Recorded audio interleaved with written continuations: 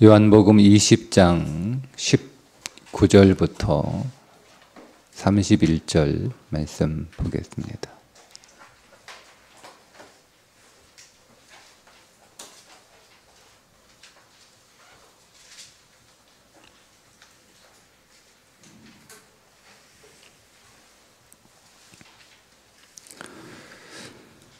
이날 곧 안식 후 첫날 저녁 때에 제자들이 유대인들을 두려워하여 모인 곳에 문들을 닫았더니 예수께서 오사 가운데 서서 이르시되 너희에게 평강이 있을지어다. 이 말씀을 하시고 손과 옆구리를 보이시니 제자들이 주를 보고 기뻐하더라. 예수께서 또 이르시되 너희에게 평강이 있을지어다. 아버지께서 나를 보내신 것 같이 나도 너희를 보내노라. 이 말씀을 하시고 그들을 향하사 숨을 내쉬며 이르시되 성령을 받으라. 너희가 누구의 죄든지 사하면 사하여질 것이요 누구의 죄든지 그대로 두면 그대로 있으리라 하시니라. 12 제자 중에 하나로서 디두모라 불리는 도마는 예수께서 오셨을 때에 함께 있지 아니한지라. 다른 제자들이 그에게 이르되 우리가 주를 보았노라 하니 도마가 이르되 내가 그의 손에 못자국을 보며 내 손가락을 그 못자국에 넣으며 내 손을 그 옆구리에 넣어보지 않고는 믿지 아니하겠노라 하니라. 여드레를 지나서 제자들이 다시 집 안에 있을 때에 도마도 함께 있고 문들이 닫혔는데 예수께서 오사 가운데 서서 이르시되 너희에게 평강이 있을지어다 하시고 도마에게 이르시되 네 손가락을 이리 내밀어 내 손을 보고 네 손을 내밀어 내 옆구리에 넣어보라. 그리하여 믿음 없는 자가 되지 말고 믿는 자가 되라. 도마가 대답하여 이르되 나의 주님이시요 나의 하나님이시니이다. 예수께서 이르시되 너는 나를 본고로 믿느냐? 보지 못하고 믿는 자들은 복되도다 하시니라. 예수께서 제자들 앞에서 이 책에 기록되지 아니한 다른 표적도 많이 행하셨으나 오직 이것을 기록함은 너희로 예수께서 하나님의 아들 그리스도이심을 믿게 하려 함이요 또 너희로 믿고 그 이름을 힘입어 생명을 얻게 하려 함이니이다. 아멘. 예수님의 부활을 대하는 두 사람, 요한은 두 사람을 등장시켜서 예수님의 부활에 관한 메시지를 전하고 있는데 그 첫 번째는 우리가 어제 보았던 막달라 마리아이고 오늘은 도마입니다. 디두모라고 하는 도마. 디두모가 쌍둥이라는 뜻인데 또 부정적인 의미로 이중성이라는 뜻도 가지고 있어요. 오늘은 도마를 통해서 본 예수님의 부활 혹은 예수님에 관한 믿음. 그 도마는 더 포괄적으로 예수님에 관한 믿음, 부활 사건을 기록하고 있는 말씀의 절정이 사실은 도마입니다. 그 말씀을 좀 오늘 나누고 싶은데요. 그 전에 한 가지 더 또 우리가 지나칠 수 없는 이 평안이라고 하는 말씀을 좀 나누고 이어서 도마에 관한 말씀을 나누겠습니다. 예수님께서 부활하시고 제자들을 찾아오셔서 처음 하신 말씀이 평안입니다. 평안. 19절에 너희에게 평강이 있을지어다. 그 도마가 없을 때 찾아오셨을 때 평강이 있을지어다 이렇게 말씀을 하셨죠. 도마가 이제 함께 있을 때 또 찾아오시죠. 그때도 똑같이 너희에게 평강이 있을지어다. 예수님이 부활하시고 나서 제일 처음 하셨던 말씀이 평강입니다. 그런데 예수님이 십자가에 달리시기 전에 제자들에게 약속하셨던 것도 평강입니다. 내가 너희에게 평안을 주노니 너희에게 주는 평안은 세상이 주는 것과 같지 아니하다 말씀하셨죠. 예, 잘 보세요. 예수님이 십자가에 죽으시기 전에 제자들에게 하셨던 약속이 평강입니다. 주님이 부활하시고 나서 제자들에게 처음 하셨던 말씀이 평강입니다. 이 성경에서 예수님이 우리들에게 평강할지어다, 평안할 같은 단어예요. 우리는 번역을 좀 다르게 했을 뿐입니다. 평안할지어다. 예수님이 여러분들에게 평안을 주신대. 예수 믿으면 평안을 얻는데. 여러분 이 평안의 반대는 뭐냐면 두려움이죠. 두려움. 요한복음 14장 27절에 내가 너희에게 평안을 끼치노니 할 때 그 말 끝에 너희는 마음에 근심하지도 말고 두려워하지도 말라 이렇게 말씀을 하시거든요. 그러니까 평안 혹은 평강의 반대는 근심과 두려움입니다. 그러면 우리가 예수님이 말씀하신 평안이 무엇인지를 정의하면 예수님이 말씀하신 근심과 두려움이 무엇인지 정의가 됩니다. 네.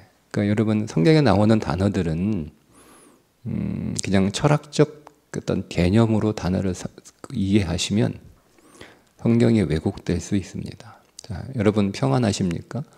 여러분 평강하십니까? 네, 이렇게 이제 저 역시 질문을 받으면 그렇지 않거든요.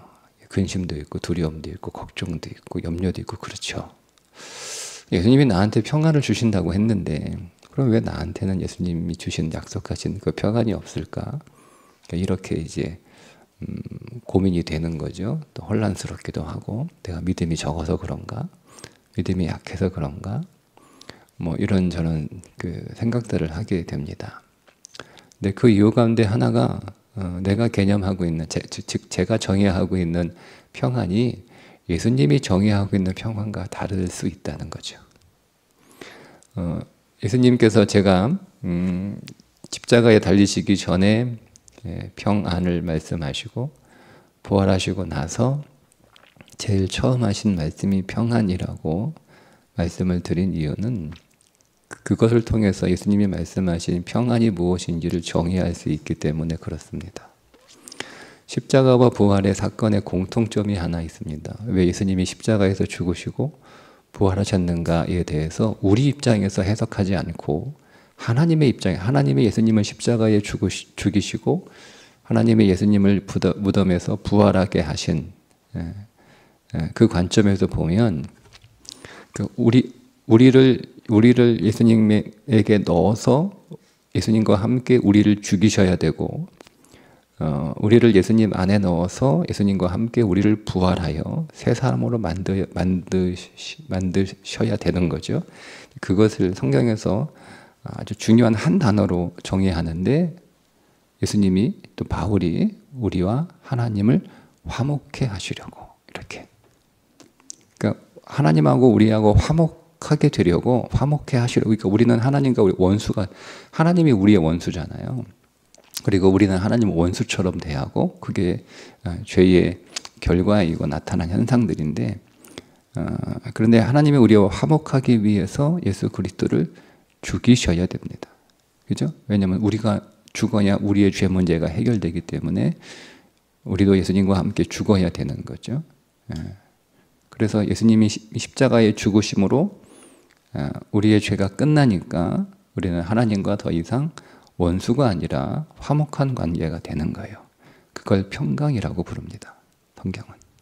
그러니까 성경은 평안과 평강이라고 하는 것을 내 인생에 어떤 문제가 없는 상태라고 말하지 않고 하나님하고 화목한 관계에 들어간 상태, 하나님과 화해한 상태를 평강, 평안이라고 부릅니다.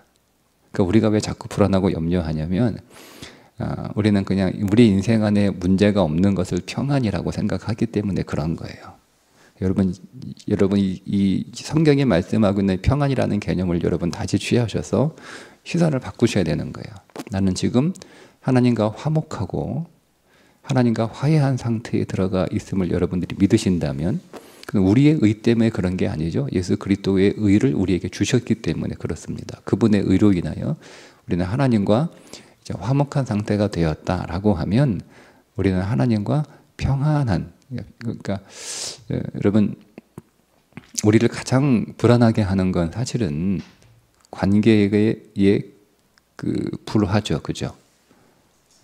우리 인생의 본질적인 두려움과 근심은요, 사실은 우리 인생의 어떤 이 땅을 살아갈 자원들이 부족해서 우리가 불안하고 근심하고 걱정하는 게 아니고요. 제일 우리가 염려하고 제일 우리가 근심하는 건 사실은 관계입니다. 관계가 깨지고 관계가 불화하면 제일 불안한 거예요. 여러분 아무리 집이 먹고 살 것이 많고 아무리 집이 잘 이렇게 꾸며져 있고 아무리 집이 크고 좋아도 그 집에 살고 있는 사람들이 서로 관계가 안 좋으면 그 집이 어떻게 평안해요? 그게 평안합니까? 안 그렇죠. 우리 집에는 먹고 살기 너무 냉장고를 열면 내가 먹고 싶은 게 항상 채워져 있고 우리 집은 적당한 습도와 온도가 맞춰져 있어 항상 쾌적하고 우리 집에는 많은 편의 시설들이 잘 갖추어져 있어서 뭐 어느 곳보다 우리 집은 너무나 몸이 편하고 온갖 내 삶을 편안하게 하는 것들로 잘 갖추어져 뭐 침대고 소파고 뭐 의자고 식탁이고 뭐 화장실이고 뭐 책상이고 뭐 너무 편해. 이렇게 좋은 곳이 없어요. 그러면 그렇다고 해서 여러분 그 집안에 그 사람이 살고 있다고 해서 그게 평안하진 않잖아요. 몸은 좀 편안해도 마음이 평안하지 않죠. 만약에 식구들하고 서로 사이가 안 좋아, 뭐 부부가 사이가 안 좋아요. 그럼 뭐 그 집에 들어가면 뭐 부부가 마음이 야 이렇게 내가 세상에 천국과 같은 곳에 있으니까 너무 마음이 평안하다 이렇게 하지 않잖아요. 그럼 아이들이 뭐 그러면 그 집에 가면 마음이 안정되고 심신이 안정되고 그럽니까? 안 그렇죠? 네. 집이 조금 불편하고 집이 좀 좁아도 그 안에 살고 있는 가족들이 다 이렇게 사이가 좋아요. 사이가 좋아요. 가족 간에 서로 막힘이 없고 담이 없고 서로 잘 소통하고 그러면 여러분 그 집이 우리 집은 가족들까지 사이는 너무 좋은데 집이 너무 불편해. 내가 집에 있을 때마다 불안해. 막 언제 집이 무너질 것 같고 불안해. 그렇게 하지 않잖아요. 좀 불편해도 나는 우리 집 사이가 너무 좋아서 나는 우리 집이 너무 좋아. 이렇게 얘기하는 거잖아요. 그러니까 우리의 모든 불안의 근원이 뭐냐면 하나님과 우리 사이의 관계가 깨진 거예요. 그러니까 우리 삶에 어떤 문제가 있는 건 그냥 좀 불편한 거예요. 좀 불편한 거예요. 그건 불안하거나 두렵거나 근심이 될 만한 것들은 아니 좀 불편할 뿐입니다.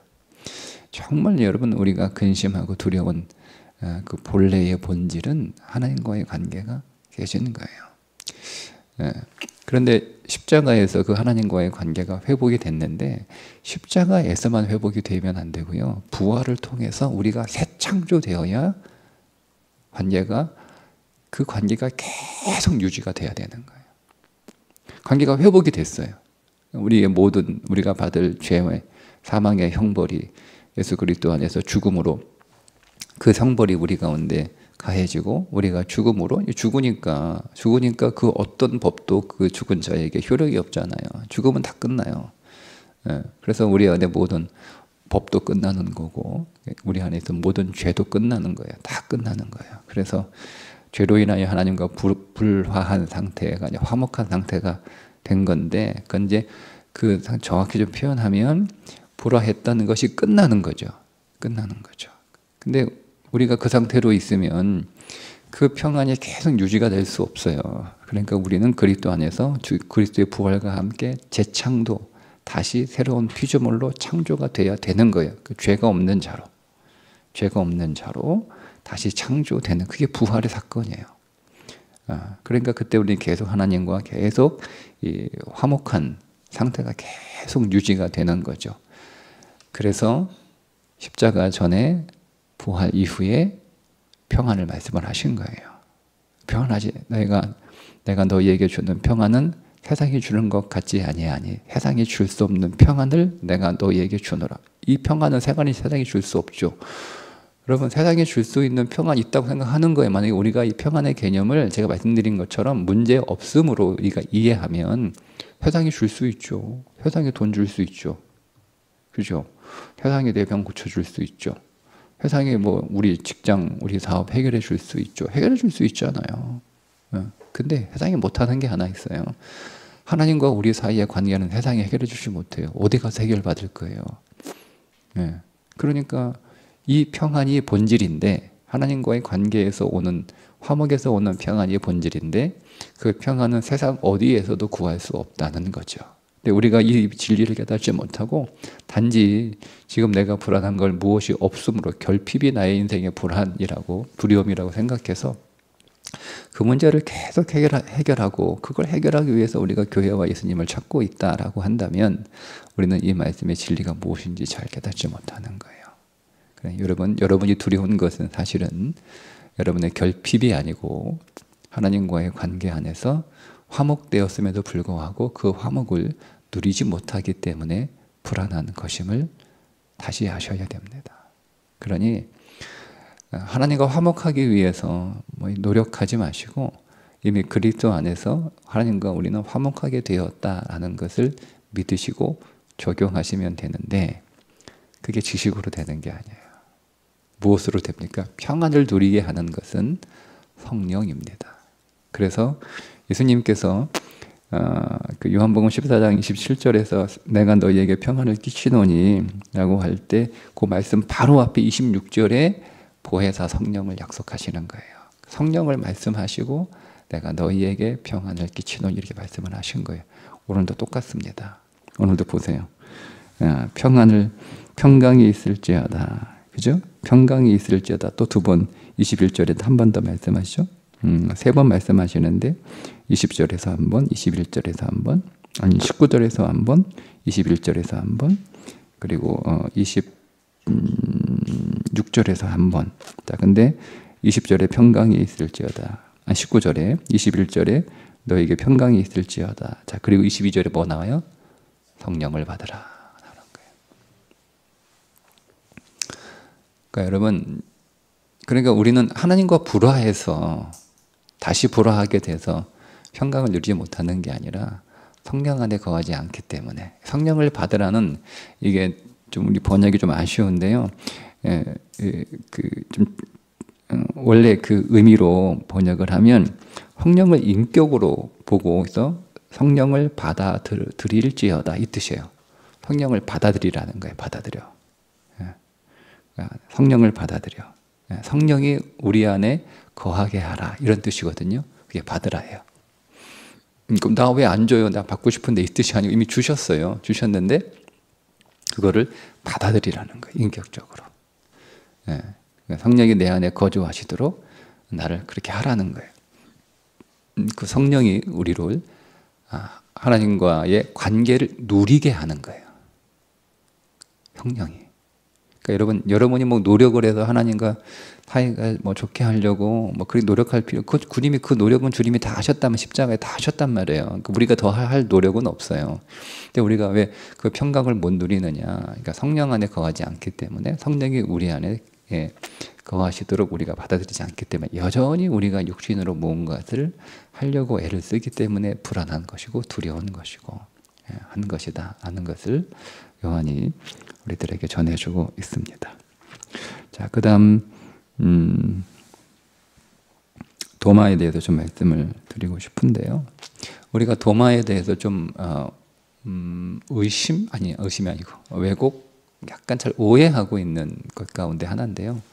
예수님이 그렇게 말씀하셨기 때문이기도 한데, 예수님께서 도마에게 이렇게 말씀하세요. 믿음 없는 자가 되지 말고 믿는 자가 되라. 이렇게 말씀을 좀 하셔서, 이게 책망조의 어투 같아서 그렇게 말씀을 들리긴 하는데, 그래도 우리 도마를, 도마가 예수님한테 꾸중을 들었어. 예수님 부활하신 거 안 믿어가지고 예수님한테 그걸 내가 직접 보겠다고 자꾸 고집 피우니까 예수님이 딱 해가지고 다시 나타나셔서 한번 손가락으로 넣어봐라, 만져봐라, 믿음 없는 자가 되지 말고 믿음 있는 자가 되라, 이렇게 말씀을 하셔가지고, 우리가 주님의 부활이나 주님에 대해서 우리가 믿지 못하면 우리가 믿음 없는 자인 것처럼 여겨질까봐 사실을 우리가 믿지도 않으면서 믿는 척하는 경향이 있습니다.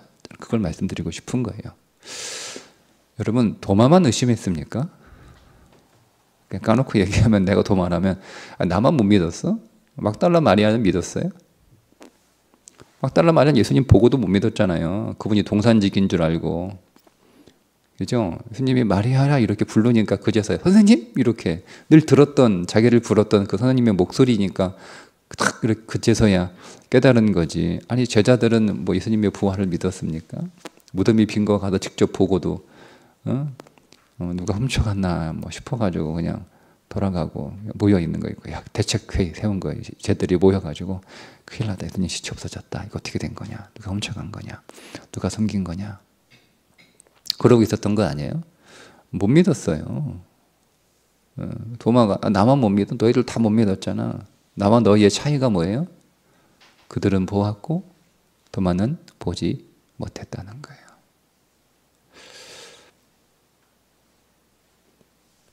그래서 나는 내가 내 눈으로 안 보면 못 믿겠다는 거예요. 여러분, 도마는 제자들의 믿음을 자기의 믿음으로 가지고 가려고 하지 않았어요. 제자들의 주님? 아니, 나의 주님이어야 돼. 이거예요. 믿음은 누군가 중간에 내 사이에 걸쳐서 그 사람을 통해서 우리가 주님을 만나고 믿는 게 아니에요. 내가 주님을 직접 만나서 나의 주님으로, 나의 하나님으로. 여러분, 도마가 직접 주님을 만나죠. 나는 너희들이 믿는 그런 주님 나는 원하지 않는다. 나는 내가 직접 만나야 돼. 내가 직접 봐야 돼. 내가 직접 경험해야 돼. 내가 직접 체험해야 돼. 그렇게 얘기하는 거예요. 이거 굉장히 중요한 거예요. 제가 우리 교회 학교 아이들 이제 부모 따라서 어릴 때부터 쭉 이렇게 신앙생활 하다가 중고등학교 좀 되면 아이들이 좀 이렇게 삐딱해지면서, 신앙도 삐딱해지면서 주로 이제 아들 하는 말이, 나는 하나님 못 믿겠어, 하나님이 계신지도 모르겠어, 하나님이 어디 있어, 이런 얘기 하거든요. 그럼 덜컥 이제 부모님들이 걱정하는데, 저는 그게 너무 당연하고 사실은 그게 빨리 찾아와야 되는 거예요. 빨리 찾아와야 되는 거예요. 의심하면 물어봐야 돼요. 어제 초등학교 2학년인가 어느 아이가 저희 집사람한테, 사모님 제가 하나 질문할 게 있는데, 왜 하나님은 아버지는 있는데 왜 하나님 엄마는 없어요? 하나님 어머니는 어디 있어요? 물어보더래요. 그 질문해요. 그 당연한 거, 궁금한 거 아니에요? 그러니까 처음 18년 동안 그렇게 질문한 아이는 걔밖에 없어요. 그러니까 우리는 무조건 믿어야 된다, 무조건 믿어야 돼, 그게 믿음이다라고 하는, 제가 어떤 면에서 좀 잘못된 신앙관을 가지고 있어요. 여러분, 오늘 예수님이 보지 않고 믿는 믿음이 보고 믿는 보다 더 좋다라고 하신 말씀은요, 그런 뜻이 아니고요. 이 요한복음이 쓰여졌던 시대가 1세기 말이에요. 그러니까 사람들이 지금 요한복음의 이 글을 읽고 있는 모든 독자들은 예수님을 본 적이 없는 사람들이에요. 부활을 목격한 적도 없고 예수님을 본 적도 없고. 그러니까 내가 예수님 못 봤다 이거죠. 요한, 당신은 예수님 봤잖아. 우린 예수님 못 봤어. 그래도 못 믿겠는 거야. 당신은 부활을 목격했다며 우리는 못 봤잖아. 본 사람은 믿을 수 있겠지만 못 본 우리는 어떻게 믿어? 이런 상황인 거예요. 이런 상황. 그러니까 여러분, 그 말씀의 방점은 보지 않고, 보아야 믿어야 된다는 것에 그 방점이 있는 게 아니고, 보지 않고 믿는 것에 방점이 있는 거예요. 말씀의 의미는. 이 대상이 아무것도 예수님에 대해서 보지 못한, 듣기만 한 전해들은 사람들에게 야, 보지 않고 믿는 게 더 귀한 믿음이야.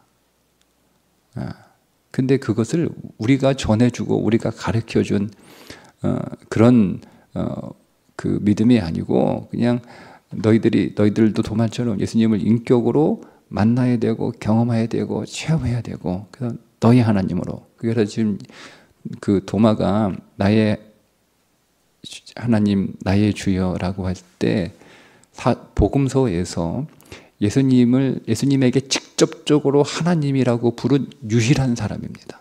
도마가. 네. 그래 우리는 도마가 믿음 없다고 비난할 수 없어요. 유일하게 예수님을 직접적으로 예수님한테 하나님이라고 부른 유일한 사람이에요. 그러니까 예수님을, 제자들을 통해서 예수님에 관해서 들을 때는 못 믿겠다라고 한 건 당연한 거죠. 그렇게 해야 되는 거예요. 나는 엄마가 얘기해 준 예수님, 교회에서 선생님들이 얘기해 주는 예수님, 교회에서 목사님이 예수님, 나는 못 믿겠어요. 나는 예수님 만나야 돼요.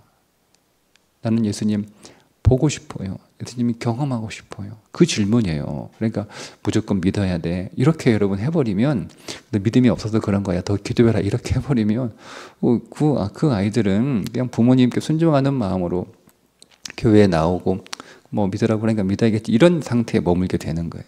그러니까 우리가 그런 건 아닌가요, 여러분? 여러분 정말 예수님은, 내가 믿는 예수님은, 내가 믿는 하나님은 누구의 하나님, 누구의 예수님이 아니라 정말 내가 만났습니까? 내가 경험했습니까? 내가 그분을 보았습니까? 그분을 체험했습니까? 인격으로 우리가 그분을 진실로 만났나요? 우리는 주님을 계속 만나야 되는 거예요. 만나야 되는 거예요. 말씀 안에서 우리가 성경을 깨닫고 진리를 파악하지만 그건 예수님을 내가 직접 진실로 개인적으로 인격적으로 아는 일에 있어서 하나의 도움을 주는 것이고 과정에 불과한 거지, 그 진리를 통해서 우리 예수님을 직접 그 말씀의 주님을, 평안을 주시는 예수님을 만나셔야 되는 거예요. 그냥 성경에 내가 평안을 주노니 평강할지어다 이렇게 말씀하시니까 평안해야지 이게 믿음이 아니에요. 그러니까 우리는 평안을 주시는 예수 그리스도를 만나야 되는 거예요. 그게 우리의 기도가 되는 거예요. 주님이 나에게 평안을 주시겠다고 하셨으니 평안을 주심을, 나를 평강케 하시는 주님을 만나기 원합니다. 나를 찾아봐 주시고 나를 만나 주시고 나도 주님의 평강을 만지게 하시고 주님의 평강에 손을 넣어보게 하시고, 그런데 그 평강을 비로소 내가 누리며 그 평강 안에 살게 하여 주옵소서. 이게 오늘 우리의 기도며 우리의 체험이 되어야 되고, 내가 그리스도 안에서 진실로 평강을 약속한 주님을 내가 만났다라고 고백해야 되는 거예요. 그래, 주님이 나의 평강입니다, 주님이 나의 기쁨입니다 라고 고백할 수 있어야 되는 거예요. 그냥 성경이 이렇게 의심하고 믿으면 믿음 없는 것처럼 그렇게 우리가 자꾸 얘기하니까 막 의심을 얘기하거나 뭐 궁금한 거 얘기하고 그러면 마치 본밥 공부 시간에 어릴 때 엉뚱한 소리 한다고 조용히 하라고 뭐 그렇게 입 막아버리면 여러분 그 아이가 어떻게 그리스도를 만나는 일에 되겠어요. 그러니까 여러분 뭐 우리 자신조차도 그리스도를 인격으로 여러분 나의 주님, 나의 하나님이라고 여러분 그렇게 만나고 경험하셔야 됩니다. 그게 요한복음을 쓴 목적이라고 쓰고 있잖아요. 마지막 31절에. 네. 이것을 기록함은 너희로 예수께서 하나님의 아들 그리스도이심을 믿게 하려 함이요. 또 너희로 믿고 그 이름을 힘입어 생명을 얻게 하려 함이니라. 믿음은 생명과 연결되어 있어요. 그러니까 우리의 믿음이 강할수록 우리 안에 생명력이 강해지는 거예요. 그래서 요한은 그 당시 자기가 그 목회하고 있는 에베소 교회, 자기가 요한이 에베소 교회에 다른 에베소 교회 이제 장로, 나이 많은 장로가 되어 있는 거죠. 그 교회 교인들 그리고 그들을 포함해서 디아스포라 유대인들, 더 넓어서는 이제 헬라 지역에 있는 모든 그리스도인들이 정말 예수님을 인격으로 알아서 만나서 그분을 체험해서 그리스도를 진실로 알고 그 그리스도의 알을 통하여 그들 안에 생명력이 강해져서 그 강한 생명으로 뭐 하라는 거예요? 그 시대의 모든 박해를 이겨내라는 거예요. 생명력이 강해서 잘 사는 게 아니고 강한 생명으로 그들을 배교하게 하고 교회를 떠나게 하는, 그리스도께서 멀어지게 하는 그 모든 박해를 끝까지 견디고 이겨내서 승리하라고 요한복음을 쓴 겁니다. 그 요한복음은 20장에서 사실은 끝났다라고 얘기합니다. 그죠? 21장은 그 부록입니다. 부록. 자, 오늘도 진리 안에서 또 여러분 그 진리를 붙잡고 기도하면서 여러분 안에 오늘 약속하신 평강을 누리는, 그 평강을 통해서 평강을 주시는 주님을 만나고 체험하셔서 오늘도 우리의 신앙이 도마처럼 나의 주님, 나의 하나님께, 나의 주님, 나의 주님. 도마가 내가 하잖아요. 그래서 나의 주님, 나의 하나님 이렇게 고백하잖아요. 오늘도 이 신앙 고백에 우리가 더 이르기를 주님의 이름으로 축복합니다. 기도합니다.